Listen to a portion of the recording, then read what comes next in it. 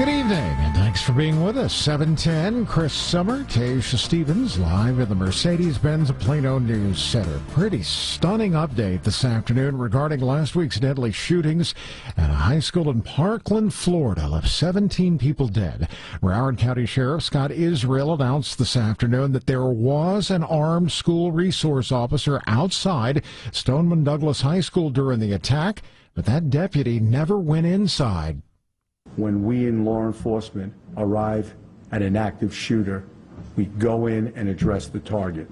And that's what should have been done. Dr. Alex Del Carmen is the executive director of the School of Criminology and Criminal Justice at Tarleton State University, and he joins us on the KRLD Newsline. Dr. Del Carmen, it's good to speak with you again.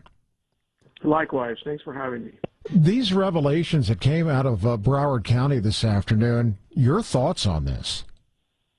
You know, it's very much an unusual pattern that a law enforcement professional would not engage a suspect or someone that's actually, killed innocent bystanders. And perhaps this is the reason why most of the country is in shock that this person basically turned around and walked away from the scene, where most of our law enforcement community would have responded, would have engaged. This is what they're trained for. 4 minutes. Seems like a lifetime in a situation like that. Can you believe that someone could stand there for 4 minutes and do nothing? You know, it's hard for me to believe. I mean, I've trained thousands of police officers in the past 20 years, and, although it's very difficult to predict what people are going to do once they're actually out of that, training mode and into a real-life situation, I can assure you that most, if not all, of the law enforcement personnel in the state of Texas would have responded and would have engaged. That is what they're trained to do. And I just can't imagine this person with a gun, with training, with a license, just simply standing by looking at this particular carnage take place in front of them. Dr. Del Carmen, we're told that these developments came today. It's been 8 days since the Parkland shootings. This came after an internal investigation. Is there any way to tell when the sheriff found out what was going on here, and maybe it just wasn't announced until today? I mean, it's kind of hard to wrap your brain around that side of the story.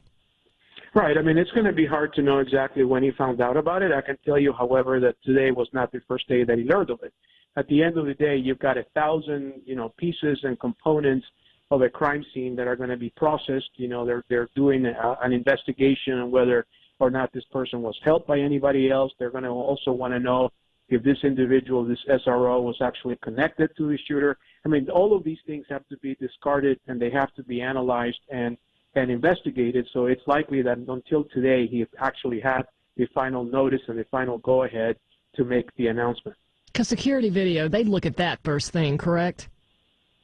Right. That's one of the pieces that is analyzed. But keep in mind, too, that in the society in which we live now, where people have cell phones, where you have security cameras in the schools and all of that, it's not just one piece of video or one component of that video that's going to be analyzed. I mean, this is being fed from multiple angles, probably hundreds of hours that have to be analyzed and digested before they actually are able to pinpoint at exactly what happened.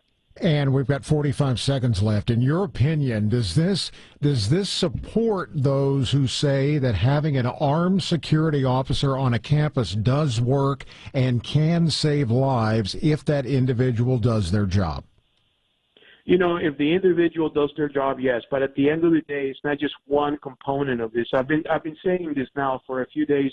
When people ask my opinion, this is not only about guns and about the presence of, as we call it in the literature, of capable guardians, but this is also about the ability of individuals to receive, help if they are in fact mentally ill, and their inability to be able to access a weapon. So it's really a very complicated issue. Indeed. Dr. Del Carmen, thanks for your time. Have a great evening. That's Dr. Alex Del Carmen from Tarleton State University.